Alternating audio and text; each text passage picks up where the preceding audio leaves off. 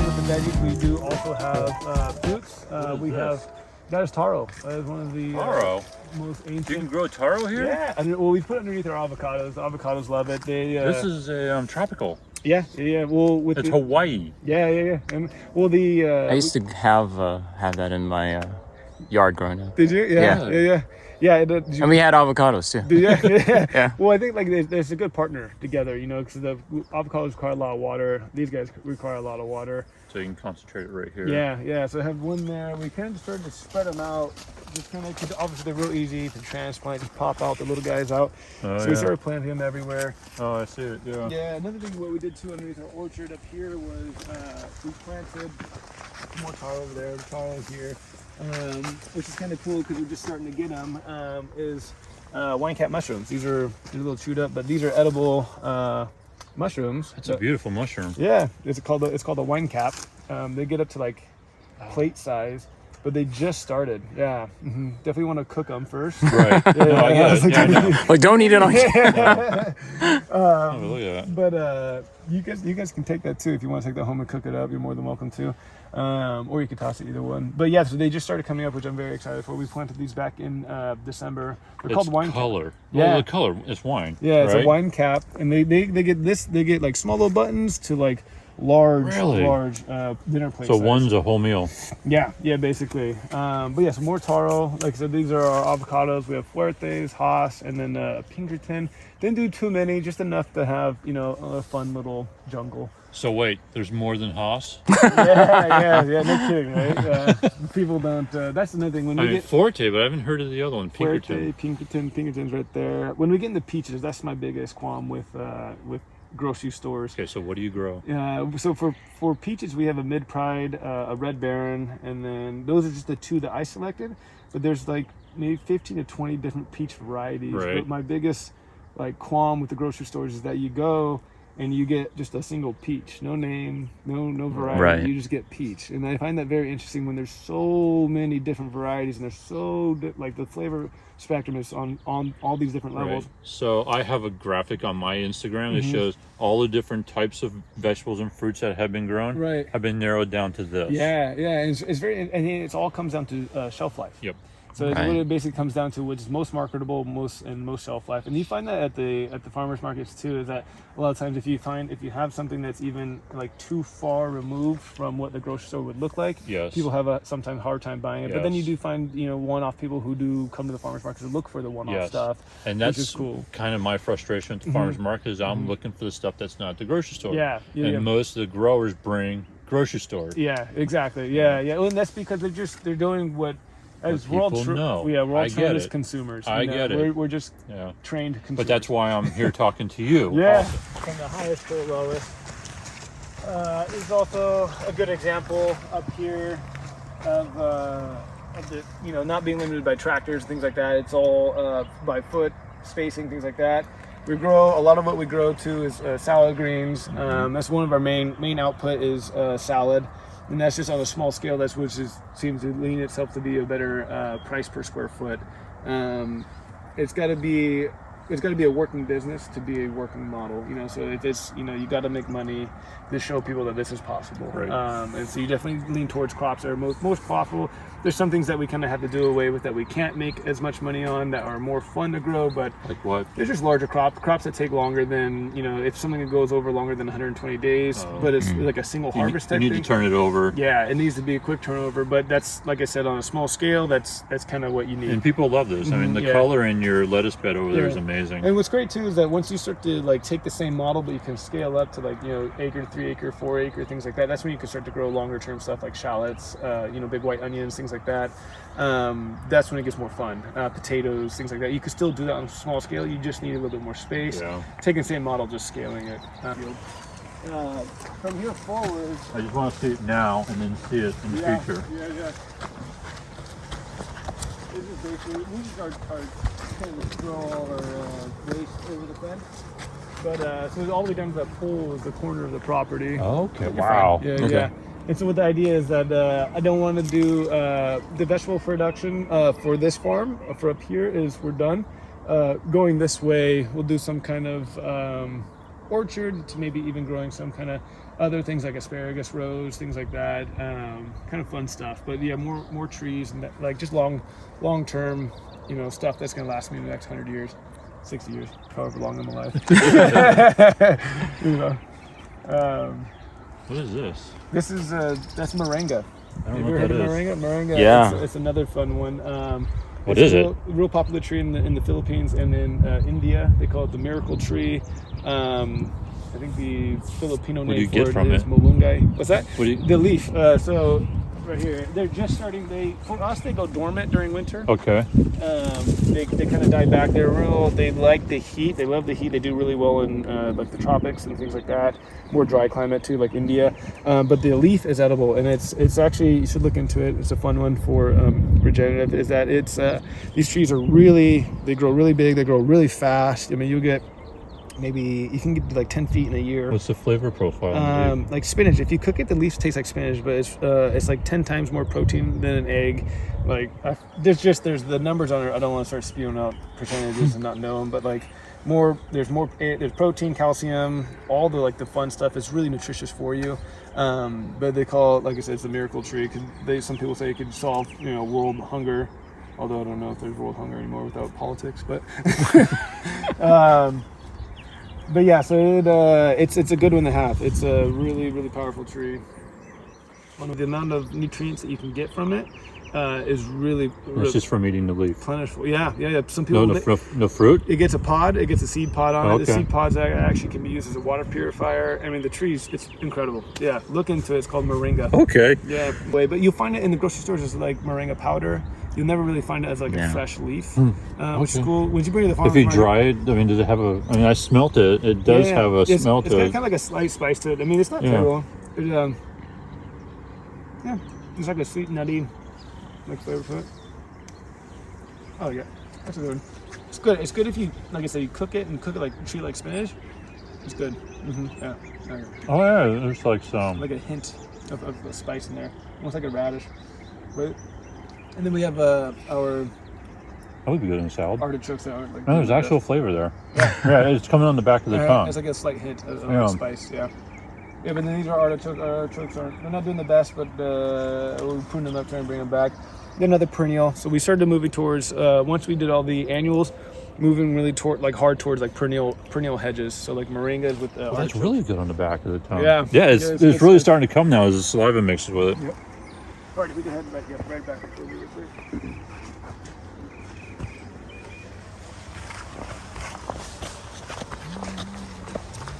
Oh, there's some heat coming now too. That is such a weird plant. Yeah, it's up a minute. To the top, and then make our way back down the hill.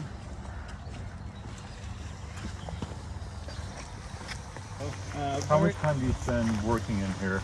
I think I see some what we call weeds, Yeah, but it's probably just self-supporting at this point. yeah. We'll plant them. We'll come back through and add some in the beginning of the year, and then we'll like replant a few times in the beginning of the year, and then that's about it.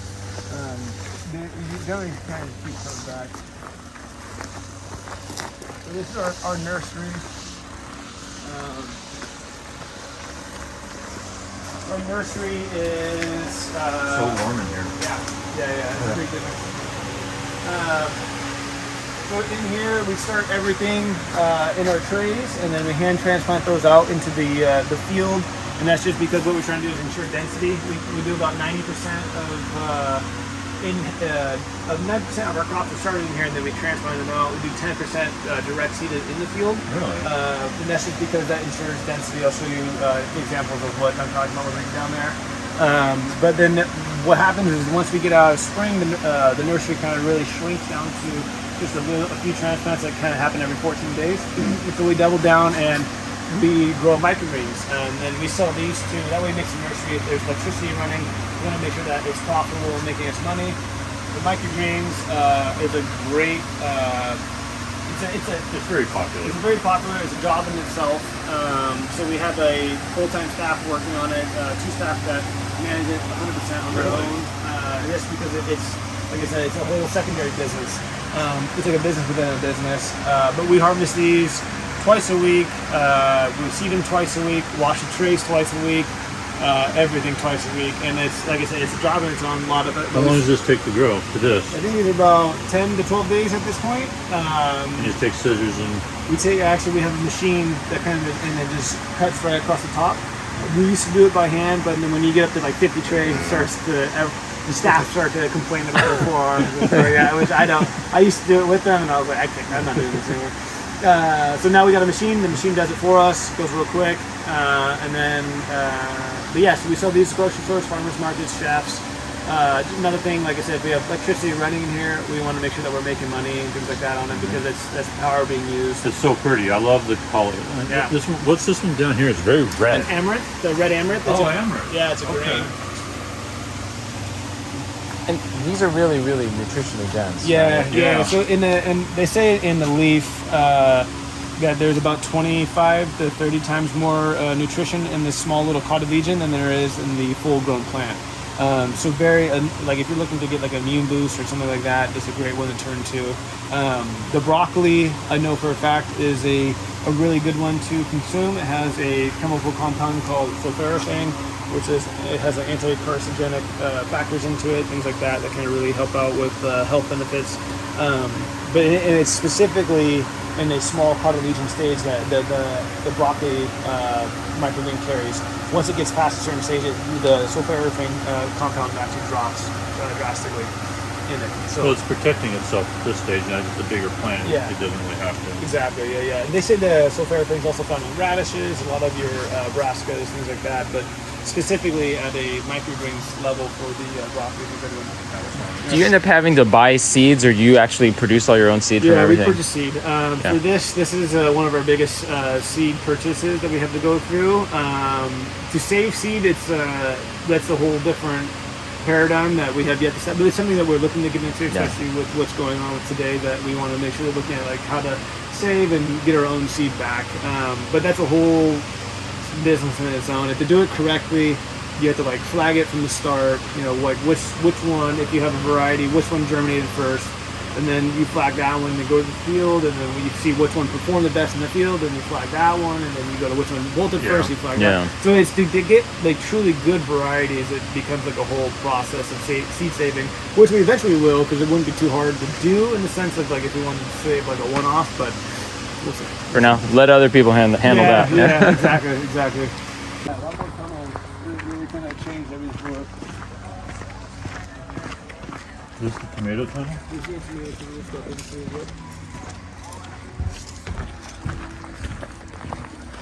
Do they just like the heat and humidity that's like all day, all night now? Yeah. Well, the thing is That's crazy.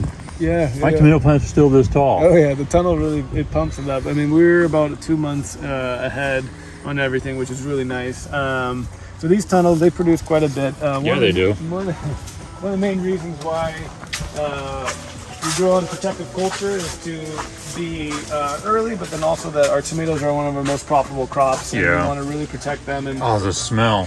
yeah, it really It's so strong in here. Yep. What's cool about our tunnels too is that since it's in a protective culture, it's like one of our only mono crop situations that we have on the farm. Is that we actually purchase insects to combat other insects in the tunnel. So since it's a monocrop situation, that we actually purchase live beneficials and place those beneficials within the tunnels, and it kind of really helps mitigate with the pest population. Trying to find one of our tabs.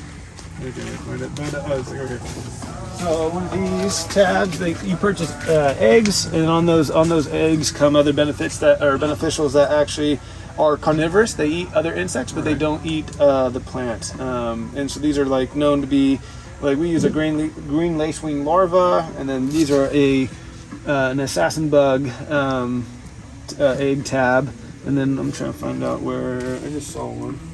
Right here would be a green lacewing larva tab, and so what they come with is like 10,000 eggs or 5,000 eggs on the tab, and then you release them in the tunnel, and it kind of creates a clean slate. They kind of crawl across the plants, and they consume other insects that aren't as good for it. Your Like those plants look horn- so Yeah, good. yeah. The tunnel actually stops the horn bug from coming in quite Okay. well, which is nice. But if we get those are almost hand picked.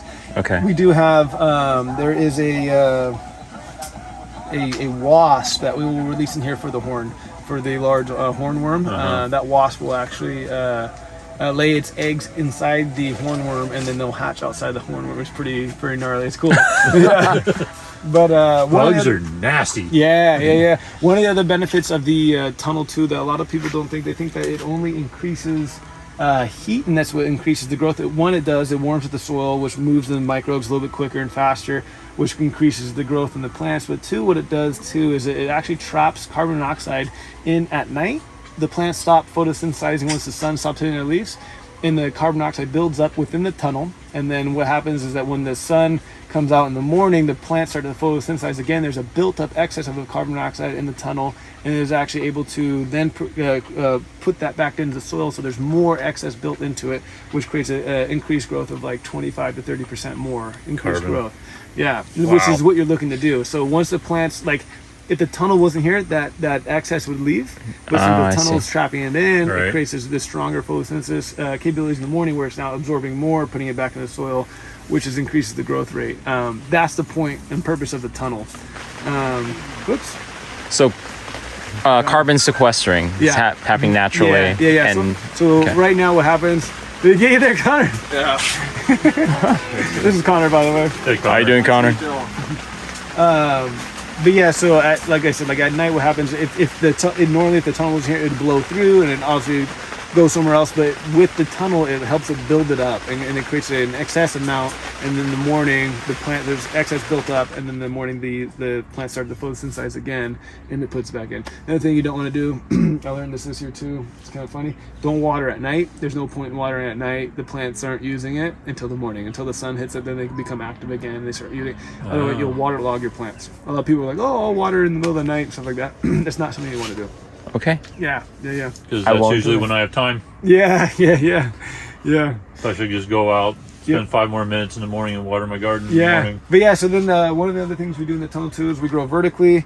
Once these grow straight to the top, they hit this wire. What we'll do then is we will undo the twine and then lay them down and then slide the whole thing to the left. What that does is since we prune it to a single vine, what that does is allow us to get another foot of growth. So this one would move Right. to this one, and then it's laying down about a foot, and then it gives it time to grow back up, and then we do it again, then it goes time to grow back up. And what that's doing is allowing us to create every other leaf is a flower node, and what that does is that creates, it goes from the top up, and it creates a year-long fruiting process. So hopefully, hypothetically speaking, if all goes right, this vine should be about 25 feet long or to 50 feet long at the end of the tunnel. No kidding. Yeah, and then we wrap it back around, comes back around. It's called the lower and lean method. But since it grows from the top, you're able to kind of keep it nice, clean, pruned up. I've never seen that. I never understood that. Yeah, it's a little bit more of a work process, but I think with every dollar spent, you kind of get that back with the tomatoes pretty well. How old are these going to be when you're done? So we started these in January. So Okay. these are now 6 months old, and then hopefully we try and keep them going for about 9 to 10 months. Okay. And then I mean, a lot of tomatoes you can, that's with no disease issue. Like I said, with being such a monocultured system Right. in here, that it becomes the most like laborious, but also the most potential for disease and pests and stuff like that. So you're just trying to mitigate it, and you're trying to like prolong a life cycle, things like that. That's amazing. Yeah, so then we also do it on a small scale. Is we went away from growing like 10 different varieties.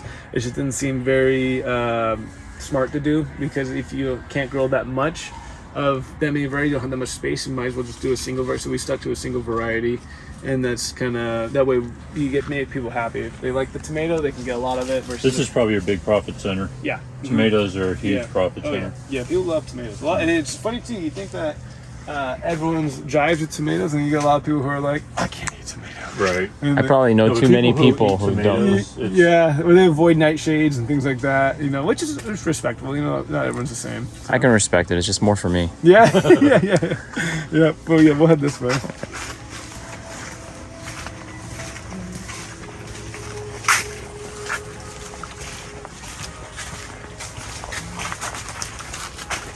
had a school of kids come out last week and they picked them. They also picked all the green ones.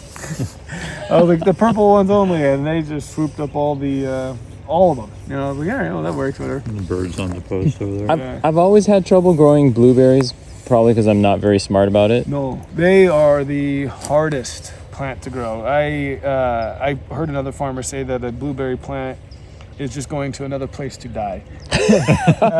We had to literally dig out the ground and replace the whole soil profile. These are doing better than I expected. These are 3 years old. Yeah. These are about, I think this year or last year old. So they need to be acidic. They need to be acidic. Okay, so then Highly what acidic. do you do like yearly or whatever? So what we did is we dug out the ground. We dug about a 2 foot by, about 3 foot down, and then we just threw tons, like a layer of green sand, a layer of peat moss, layer of pine needles, and then just did it again. Layer, all the way back up, some native soil, and then pop these guys in there, and they seem to be doing great. They just love acidic.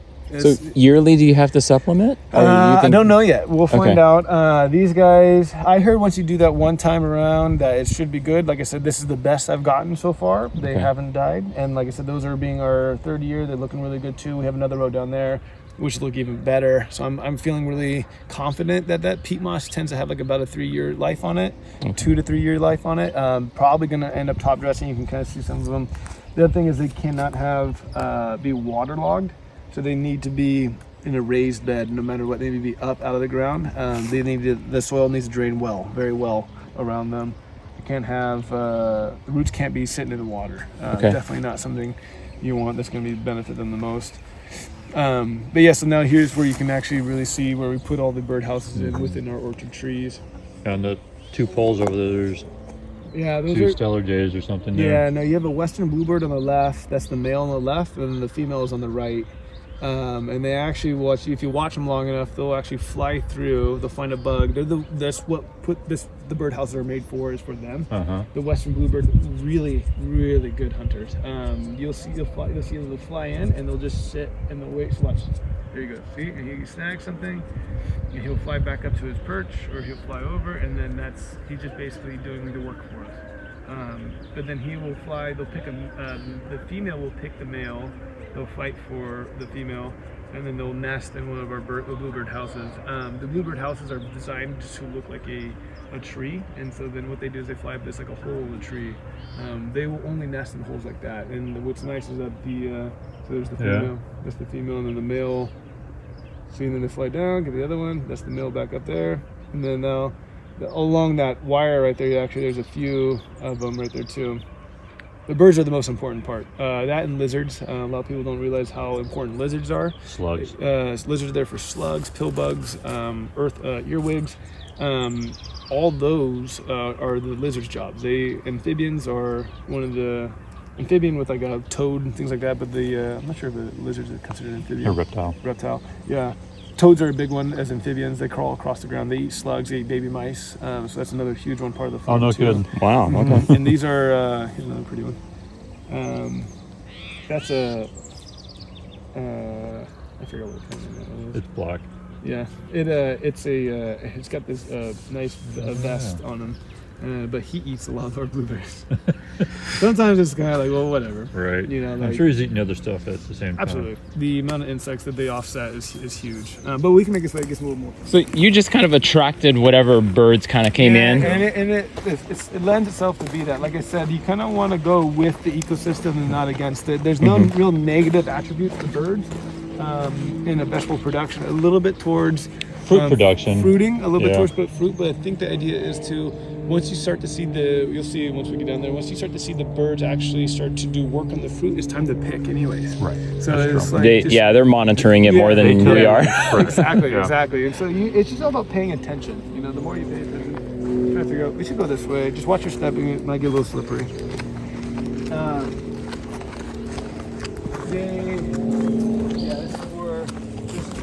We really started to experiment with the clover. The clover being, you can also see our tiller that we Never used. We used to use it. It was when I first started the farm, we would till once, and then after that we would stop tilling.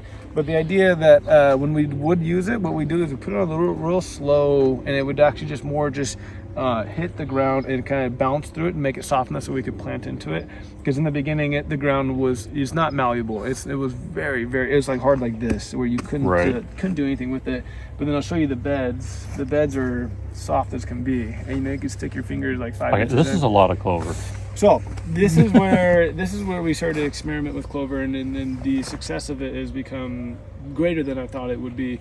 What was happening on the farm was that we were running into situations where it became really tough to manage weeds, being that we're on a hillside, and so we were running into different scenarios where the weeds, our beds would be cleaned of weeds, but the hills, these little slopes right here, these little strips, would be full of weeds. And there's native weeds, things like that.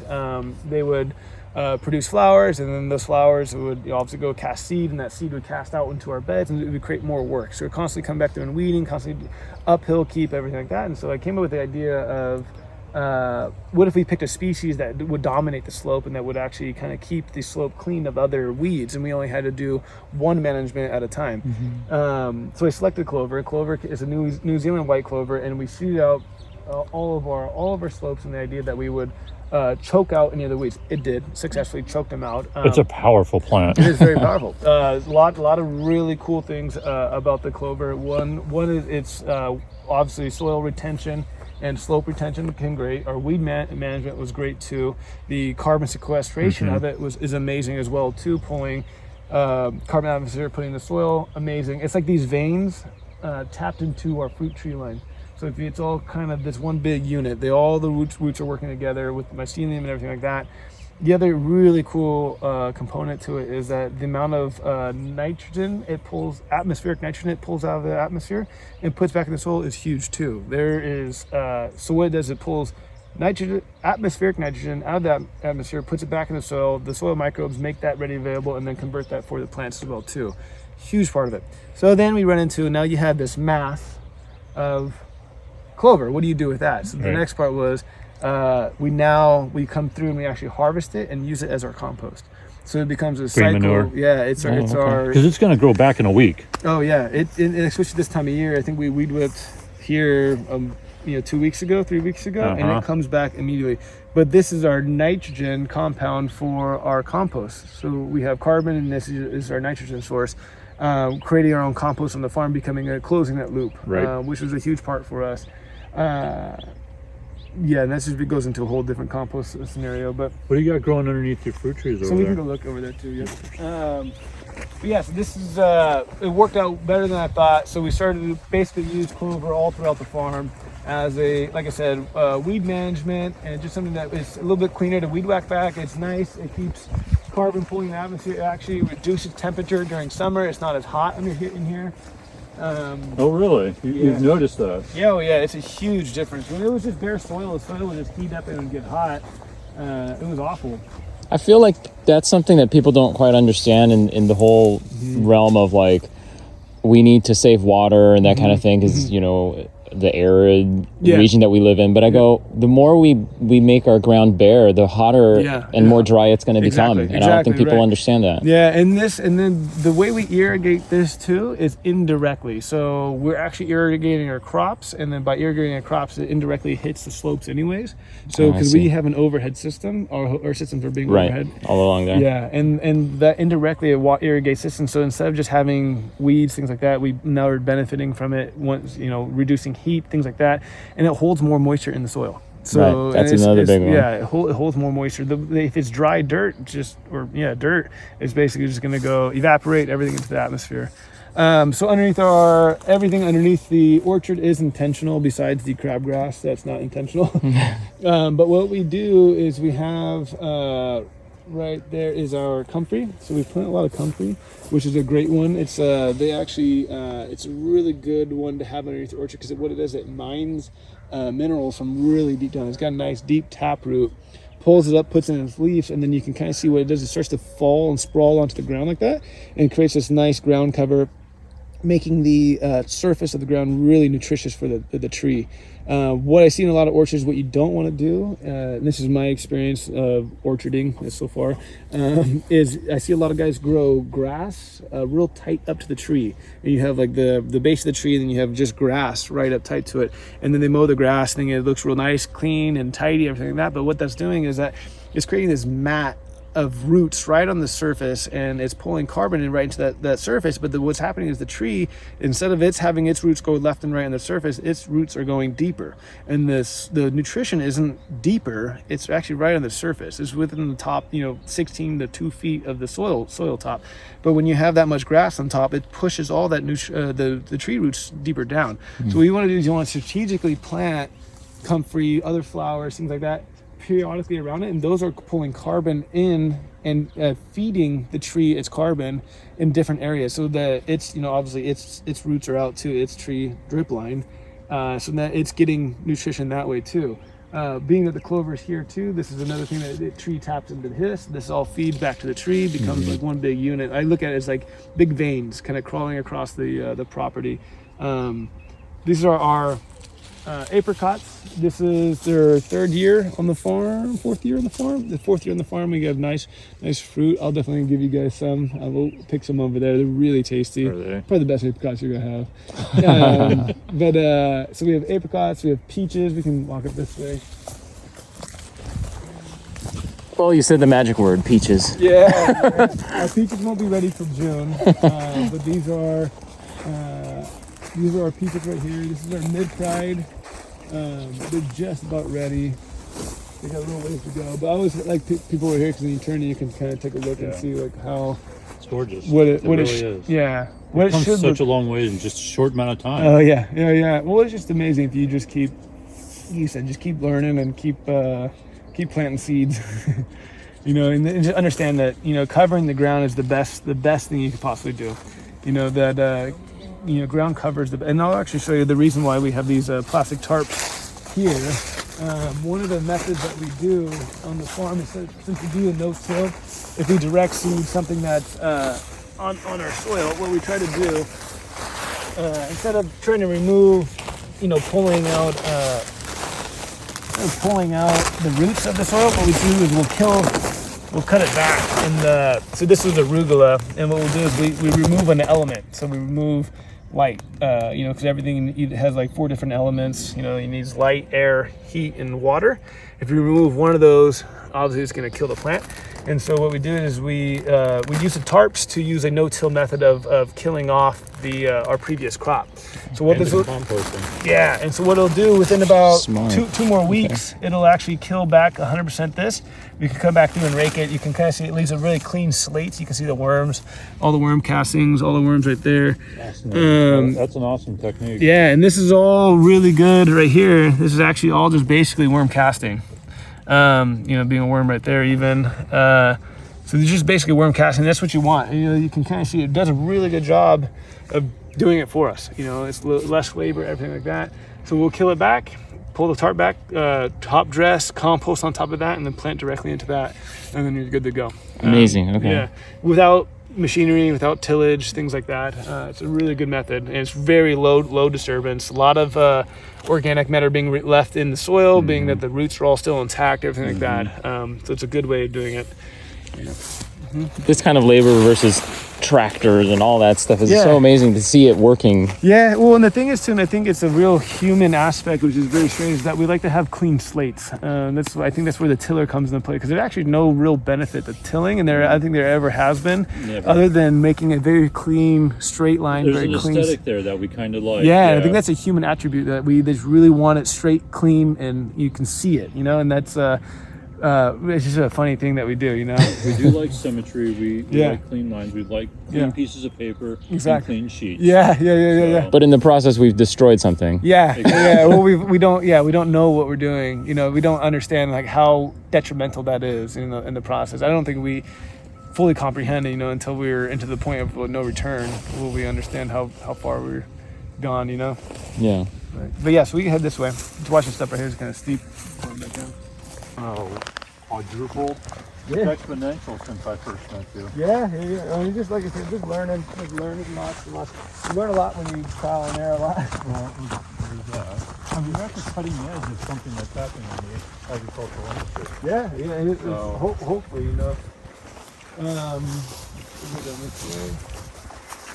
Yeah, so more. These are the nets I was telling you about that we use. That's really fine mesh. Okay. Yeah. And what it does, a lot of times we use this, you know, like I said, what's nice about there's no heat retention. One of the main reasons if we're using it at this point is primarily for like if we have like a squirrel or rabbit issue, larger pest. But for insect pests, we don't seem to have too big of an issue. But this is a good example, actually, of how nice our soil is. So you can kind of see, you can really just stick your fingers straight in. Yeah, but if you go 5 feet over, where it's hard as a rock, you know, this is where we don't amend and things like that. But you can see there's So loads. what do you do every year to keep it like Loads of this? worms. See the worm.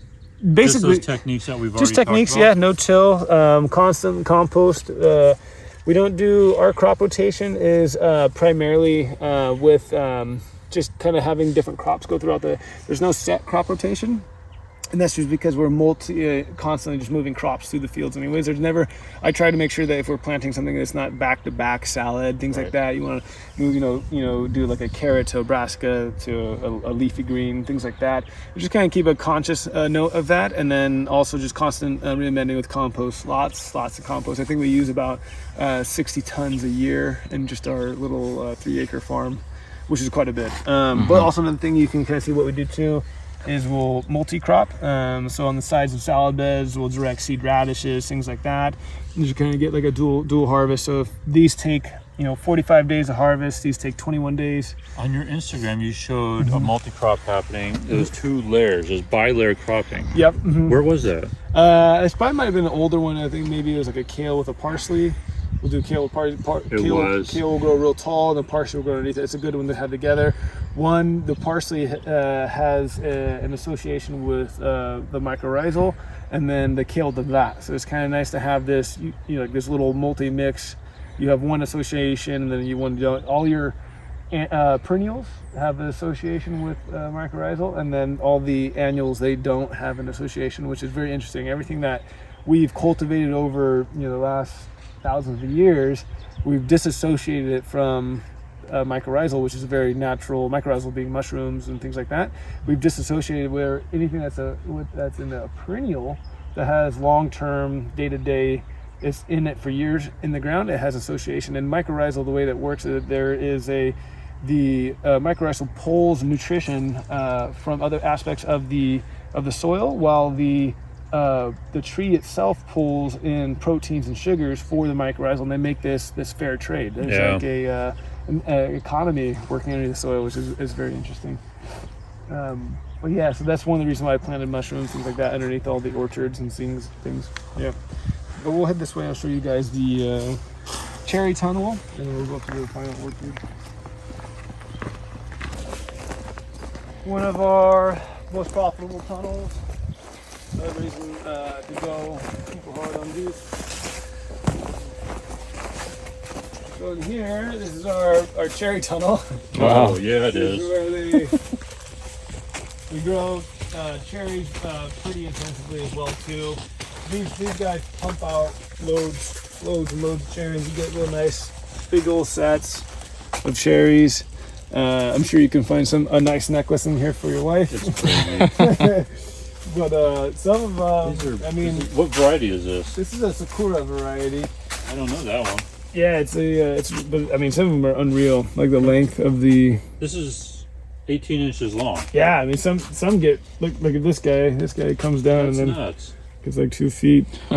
Wow. But we also do in here. We do really like these are more of those egg-laying cards.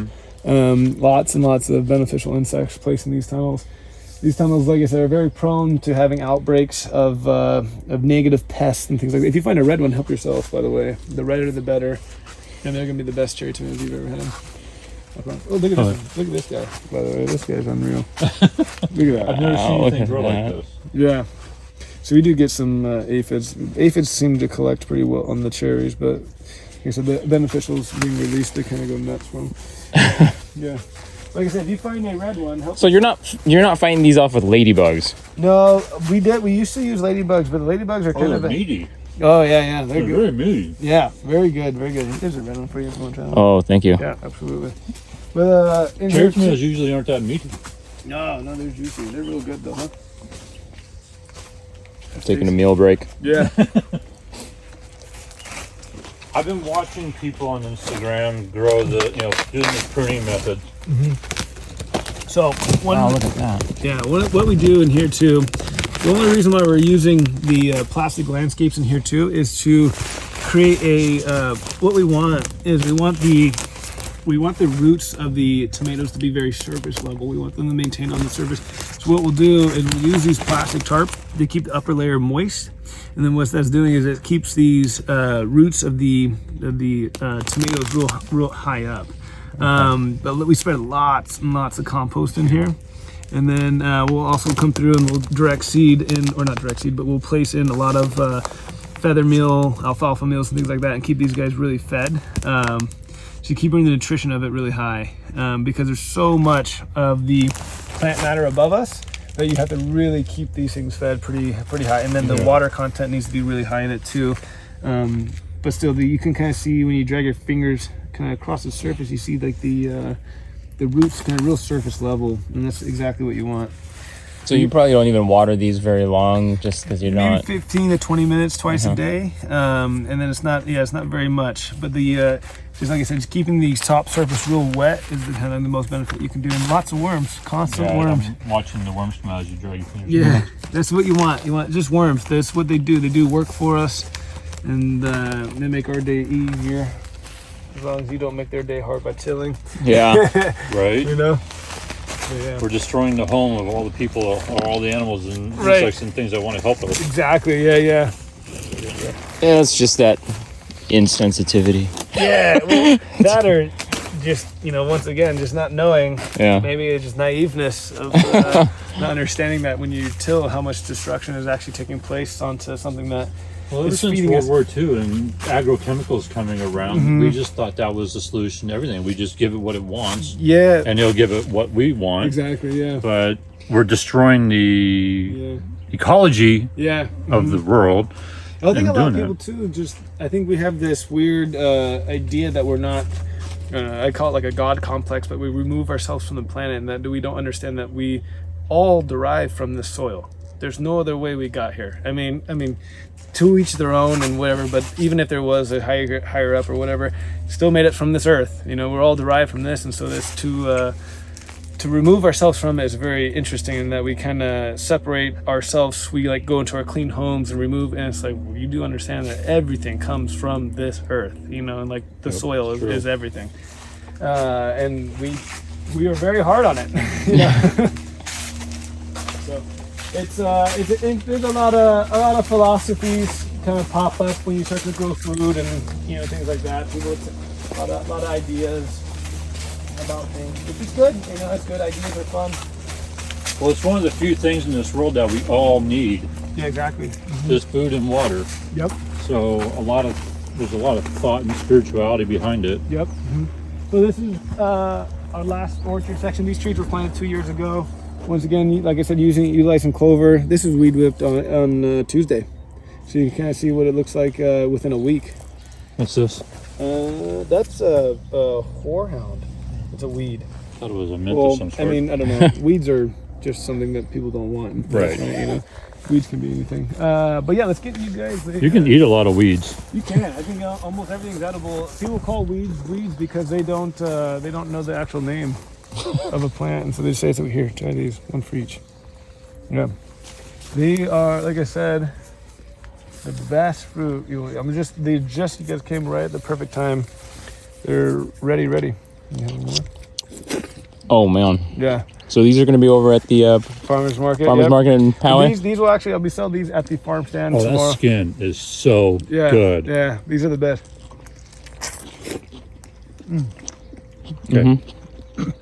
I'm getting shivers because The best apricot ever, huh? well, that and eating in the farm from the tree. Yeah. Wipe it off a little bit. Yep. Get the bug poop off. Yep. and then eating it, It's probably good for you. the bug poop, yeah. They're the best. Juice. You don't get these at the grocery store like that. Well, no, because we like bigger. Yeah. Everything bigger is better, Yeah, right? But not. Not in the fruit and vegetable world. Right. Exactly. It's all about flavor. Juice is the best. Flavor and nutrient density. Yeah. But yeah, so I mean, I think a lot of people don't get to experience true fruit. You know, there's Oh, so good. yeah, a little bit. Sometimes when you can get them like real. I've always been partial to peaches, but I think this has swayed me over. Yeah, if you like this, wait till if you can come back and try the peaches, they are the best. Have another one. Oh yeah. Yeah. What? Oh yeah. You're offering me this? Yeah. Yes. They like I said, if you think these are good, these are my favorite. I like them. But when you try the peach, it's like eating cotton candy. You're like, what the heck? You know, it just can't The peaches are? Yeah, the peaches are just unreal. I made a peach kombucha last year, and off the ones that get that. Oh, I saw the kombucha post. Yeah. What are you making that with? Oh, that was good. Yeah, that was better than the first one. Was it? Yeah. Sometimes you get like a hit and miss. Sometimes some get a little. Good. Good. Yep. Yep. This is why I get into this. Can't compete. Yeah. Love it. But yeah, so the like I said, if you like these, the peaches are even better. The peaches get unreal. I'm gonna have to expand the variety of peaches I have. Yeah. Exactly. But yeah, glad you guys got to try some of these. Like I said, know. Thank you so much. Good time of year for it. And then we have more peaches up here. I chose to do stone fruits. Yeah, 'Cause why is that? A lot of people move away from doing. They go citrus and avocado on their farm. It's because it's less work. You have to know how to prune stone fruits, and That's they true. have to be pruned every year. So I think a lot of these big farmers, they went away. It's real easy to teach a guy how to take a chainsaw and shape a tree, versus teach a guy how to take pruners and hand prune each tree. So back in the day, Poway, where we live, It was all peaches. it was all peaches, and Poway was known for its 1 pound peach. And Is that interesting? the city of San Diego would go crazy over them when the guys come in with their carts. Yeah. And I've read stories about these farmers going down there and people just clamoring for them. But now there's no peaches in Poway. Yeah, isn't that funny? The and it comes down to labor. The cost of teaching someone you have to be a specialized arborist to be able to prune It's like pruning grapes. yeah, It's yeah. a specialty. You can't come in and just willy-nilly take a chainsaw to it like they want to. So they move to citrus and avocado. Really easy to take a chainsaw to both. Citrus love to be just shaped. Right. Citrus want to be shaped into a bowl, everything like that. Avocado, you barely have to do anything with either. Lazy man's tree. It is, and it is profitable. It's great, Yeah. But it's apples you and lose stone fruit. you lose these nice varieties. You lose this flavor. So we went with stone fruit. You got to be a little bit more skilled, and it's okay with me. You get a little bit better. You get your nice peaches, you get nice apricots. We were going to do a whole bunch of different varieties, but then, like I said, small scale, focus on one. So we did apricots and peaches. That's what we got. We have like 2 plums and things like that, but it's primarily just apricots and peaches, and we're real proud of them. Oh, they're awesome. But yeah, so then this is our last row of. I didn't show you that last tunnel. That's just because of our peppers in there. Yeah, that's basically the extent of the farm. You guys get to see. Let me show you why there's a large tank out front. If you're wondering what the tank was for. This one? There's this tank, and then there's one in the parking lot. As you know, that's all the other one. This is actually something I'm really excited for and kind of really amped to do. Is that we have a water restoration program. Okay. Our wash pack facility right here. Right. The entire we constantly have to use fresh water in it to wash the veggies, things like that. So everything comes out of the field obviously gets washed inside that house, packed and then stored into a cool room. We use about 1,600 to 2,000 gallons a week in that facility right there. And so we were wondering, we had a hard time just flushing that water that you have to purchase from the city down the drain. We're like, what do you do with that? And so since our farm is on different elevations, use gravity. So it is, we plumbed the entire wash pack facility. Any water that hits that ground in there then goes through these black pipes right here and then into these 2 storage tanks and then into this large tank right here. and then that large tank is going to get a second tank next to it, and then we reuse all that on the farm too. So there's water being reused. It's a water restoration program. All of our greenhouses. Well, those things really don't like chlorine. Yeah. And neither does the stuff in the soil doesn't like chlorine. Yeah. So the chlorine is probably evaporated. Once it hits the floor, the chlorine evaporates. Yeah. Comes in here, the chloramines eventually evaporate Yep. there too, Yep. and you can use it on the Yeah, farm. exactly. The all the greenhouses have gutters. Our housing facilities all have gutters, and then all that water is being caught and reused on the farm. Especially being in such a weird time with water and things like that, and not being in such a long drought too. It's really important that we utilize every drop that we get on the farm to reuse it on the farm. So really proud of that. Not too other farms have that. We talked to another water specialist. He said that he hasn't heard of another farm in San Diego doing that. And I think, like I said, it just comes to our having that we have different elevations, that we were able to think of something to be able to put, like if you look at the bottom of the building here, it's at the top of this tank here. This is a 10,000 gallon tank. And then we have another 5,000 next to it. But really, really kind of excited for that. Because it's no water waste, no waste. Closed loops, But yeah, so that's that. Like I said, it's the wash pack facility. Who works for who? I work for her. I definitely work for my brother. I work for her. But yeah, everything comes in here, comes out of the field, gets wash packed, processed, and then stored into our cold room. We have our brain on the board there. Oh yeah. Lay everything out. We kind of broke everything up into field blocks to kind of see, so we know how to manage it correctly. Kind of communicate in here about what the game time of the day is, and then we have our harvest board right there. All the infrastructure on the farm too. Me and my father built, which I'm super proud of. This wasn't here 3 years ago. We did it ourselves, So yeah. When I first met you, I think was this built first?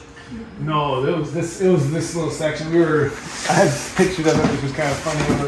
We were outside for the longest time. We had we had an easy up set up over us, and we were just kind of Watching out of those two bins. Yeah. So again, where can people find your stuff? Yeah. So we are at three or four different grocery stores. We're at Seaside Market in Cardiff, Peachy's, and also in Encinitas. We're at Jensen's down in Point Loma, and then there's another small market up here in Hidden Meadows that we sell to as well. We're at the Poway Farmers Market on Saturday, Lucady Farmers Market on Sunday. You can come to the farm on Saturdays, and actually I'll show you around too if you come to the farm. And then our restaurants, we are at Wayfair Bakery down in San Diego, Mr. A's in San Diego, German Ivy in San Diego, Campfire in the Coast. They just do more Addison's in Del Mar, which is a nice big one.